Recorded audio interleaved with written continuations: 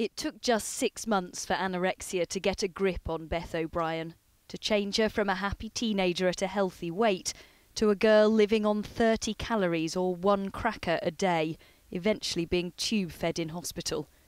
That treatment stopped her from starving, but it then took a month to find Beth a bed in a suitable eating disorders unit. I had to make lots of phone calls and get pretty angry with people to get someone to come out to see her.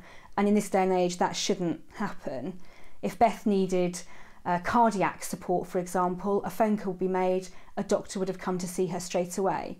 But because she needed mental health support, it was seen as something that could wait. A long wait for help is a common complaint, often blamed on underfunding. Of the clinical commissioning groups who responded to a 5 News Freedom of Information request, 46% said they've cut or frozen their projected budget for child and adolescent mental health services this financial year. But the Department of Health told us in a statement they're investing £1.25 billion over the next 5 years to improve services for children and young people. And NHS England's guidance to the commissioning groups is to increase mental health spending. We should be putting more money into it.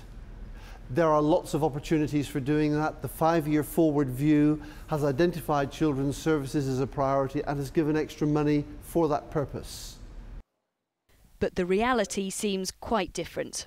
It's really frustrating that these cuts continue to happen when there's a clear agenda from the government that there should be increased investment and that this is a priority for children and young people and their parents who are struggling to find anywhere to go for help.